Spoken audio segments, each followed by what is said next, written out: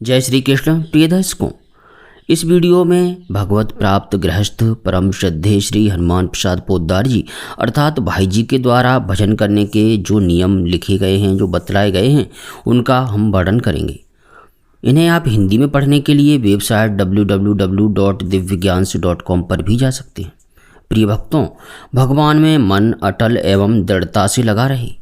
जिसका हम भजन करते हैं उसमें पक्का विश्वास रखना चाहिए, उसे सर्वोपरि मानना चाहिए। भजन विश्वास पूर्वक होना चाहिए। भजन में भजनीय का ही ध्यान हो।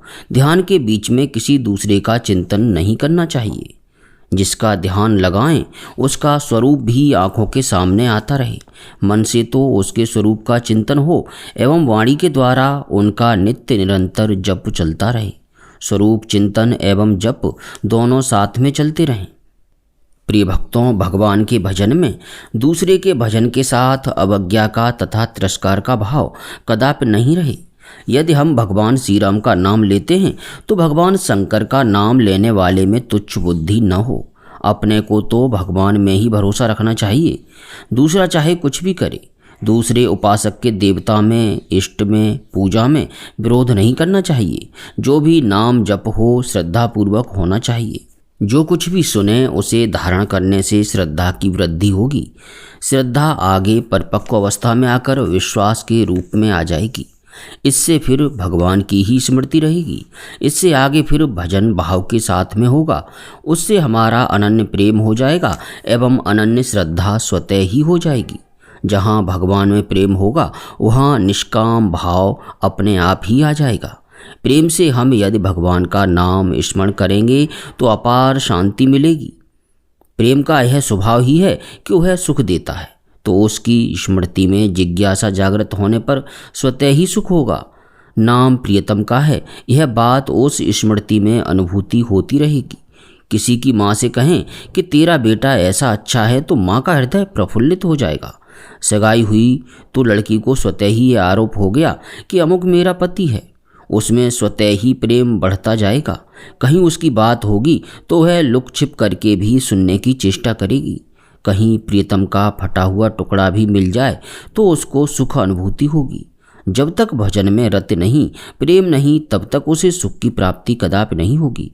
यदि वह ऐसा सोचता है कि क्या करें, प्रेम करना पड़ता है, तो ऐसे विचारों वाले को कभी सुख प्राप्त नहीं हो सकता।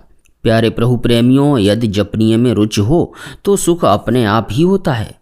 रूप, अभ्यास, रुचि में नियम की आवश्यकता होती है। अभ्यास में तो धड़ी की आवश्यकता रहती है। मन यदि ध्यान में नहीं लगे तब भी जबरदस्ती लगाना चाहिए। आगे जाकर स्वतः ही उसे उसमें स्वाद आने लगेगा। फिर प्रेम भी बढ़ने लग जाएगा। स्वाभाविक ही होता रहेगा, करना नहीं पड़ेगा। उससे छूटता ही नहीं फिर तो, क्योंकि उसे उसी में आनंद आने लगता है, स्वाद आने लग जाता है। यदि प्रेम हो तो गोपांगनाओं जैसा हो। ऐसा अभ्यास कर लेना चाहिए कि भगवान के बिना मन लगे ही नहीं। यह चीज़ अभ्यास से होगी, इसलिए अभ्यास करते रहना चाहिए। यह सिद्धांत है कि जिस काम में मन लगता है वह काम बड़े सुंदर ढंग से होता रहता है। इसी प्रकार मन भगवान में लगा देना चाहिए। ऐसा लगाएं कि फिर छुड़ाने पर भी मन भगवान से छूटे नहीं। यह भाव होना चाहिए। यह भाव जब मूर्तिमान होता है तो वह राधा बन जाता है।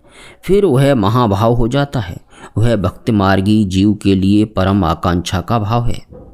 भजन को भीतर ही भीतर छोड़ना चाहिए, उसको गुप्त ही रखें। जिस प्रकार लोभी अपने धन को प्रकट नहीं रखता, उसी प्रकार हमको भजन गुप्त रखना चाहिए। प्रेम की गहराई में उतरकर स्वयं को भगवान पर न्यौछावर कर देना चाहिए। फिर उसे निर्मल प्रेम रस मिलेगा। नहीं तो यदि प्रेम के नाम पर शरीर में ही प्रेम रह जाता है तो वह कलंकित करने वाला प्रेम है। अंत में वह कलंकित ही रहेगा। उससे जन्म बंधन से छुटकारा नहीं होगा। बारंबार जन्म मरण के चक्कर में आना पड़ेगा। प्रेमी अपने को प्रेम में ही छिपाने की कोशिश करता है। प्रेम का वितरण नहीं करता। प्रेमी अंदर ही अंदर अपने से बातें करता रहता है। मन ही मन में वह अटपटी बातें बकता रहता है।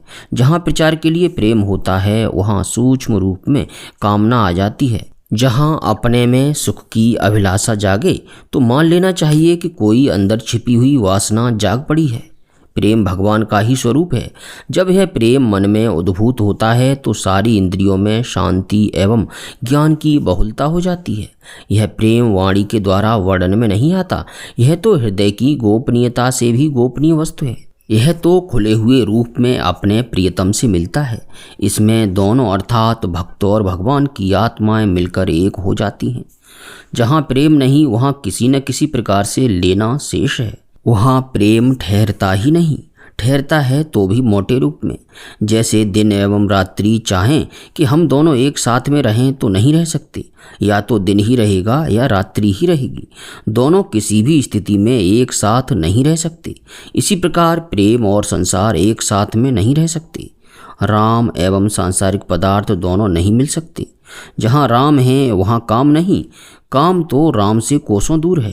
प्रिय भक्तों, वीडियो को अधिक से अधिक शेयर करें जिससे दूसरे भक्तों को भी लाभ प्राप्त हो सके और उसका क्रेडिट आपको भी मिल सके। अब किसी प्रकार की त्रुटि के लिए क्षमा करते हुए प्रेम से बोलिए हरे कृष्ण कृष्ण कृष्ण हरे हरे, हरे राम राम राम हरे हरे।